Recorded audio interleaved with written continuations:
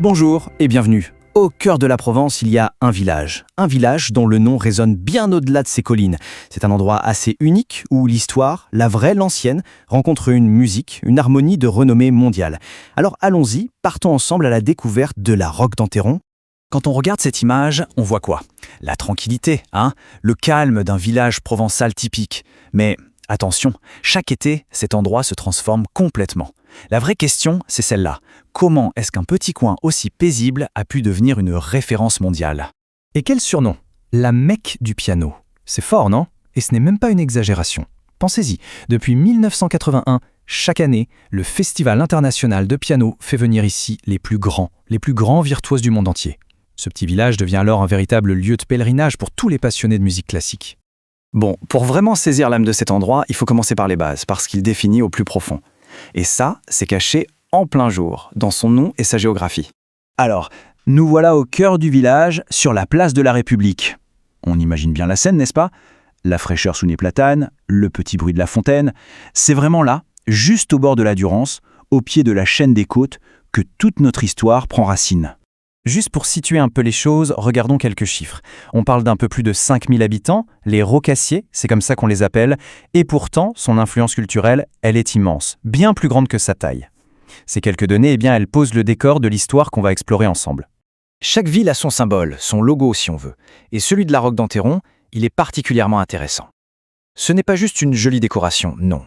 Ce blason, c'est en fait une clé. La clé pour comprendre la première partie du nom du village. Et pour comprendre ce blason, il faut connaître un concept assez génial, les armes parlantes. C'est une vieille tradition de l'héraldique, super astucieuse, où le dessin, il parle. Il nous dit littéralement le nom qu'il représente. Et voilà, l'énigme est résolue. Le rocher rouge qu'on voit en bas, ou roca en ancien provençal, c'est tout simplement l'image pour la roque. Le blason nous parle, il nous dit la roque. C'est un exemple parfait et assez brillant de cette tradition des armes parlantes. Mais derrière cette tranquillité de carte postale se cache une histoire bien plus sombre, bien plus tumultueuse, une histoire de feu, de foi, de conflits terribles, mais aussi, et c'est important, de résilience. Alors regardons un peu les grandes étapes.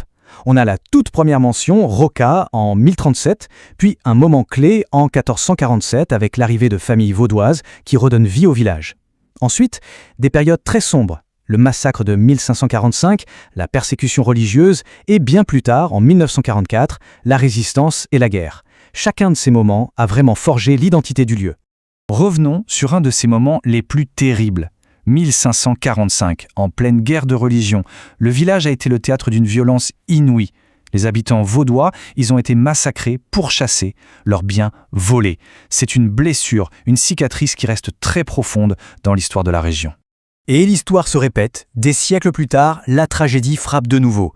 Juin 1944, la Roque d'Enterron devient un foyer de la résistance. Et les événements sont d'une violence incroyable. La Gestapo exécute 28 prisonniers. Le 12 juin, une bataille éclate. 400 maquillards contre 3000 soldats allemands. On imagine le courage qu'il a fallu et le prix à payer a été terrible. Ce monument aux morts, ce n'est pas juste un bloc de pierre, non. Il incarne vraiment la mémoire de ces 62 résistants et de toutes les autres victimes. Il est là, silencieux, mais son message est extrêmement puissant. Il nous rappelle le sacrifice de ces gens pour la liberté. Bon, après cette histoire assez intense, tournons-nous vers ce qui a survécu à tout ça. Les trésors d'architecture qui sont encore là aujourd'hui et qui racontent, chacun à leur manière, l'âme de la Roque d'Enterron. Et là, on a deux géants, deux monuments emblématiques du village. D'un côté, la pureté, l'austérité presque spirituelle de l'abbaye de Silvacan. De l'autre, la force brute, la puissance féodale du château de Florence. C'est vraiment deux mondes, deux visions de l'architecture qui se sont côtoyées, qui se sont fait face pendant des siècles. Et ce contraste, il est parfait pour illustrer les deux grandes forces qui ont modelé la Provence. D'un côté la foi et de l'autre le pouvoir.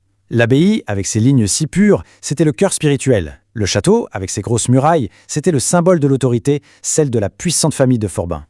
Ce qui est absolument fascinant, c'est de voir comment le passé et le présent se rejoignent ici. Imaginez, ce château, qui était un symbole de pouvoir, de force, abrite aujourd'hui une clinique.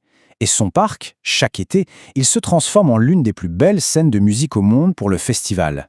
C'est une transformation juste magnifique. L'histoire religieuse, elle aussi, est faite de plusieurs couches, comme un millefeuille. D'un côté, on a cette petite merveille, la chapelle Sainte-Anne de Guiron. Elle date du XIe siècle, un trésor de l'art roman un peu perdu dans la nature. Et de l'autre, on a l'église du village, plus classique, plus tardive. Chaque bâtiment nous raconte une époque différente, une autre façon de vivre sa foi. Allez, revenons au présent. Voyons un peu comment toute cette histoire, tout cet héritage, vit aujourd'hui à la Roque d'Enterron. Pour bien comprendre le village aujourd'hui, il y a un point essentiel, son lien avec la nature. Regardez bien, presque la moitié du territoire, ce sont des forêts, et un bon tiers, c'est de l'agriculture.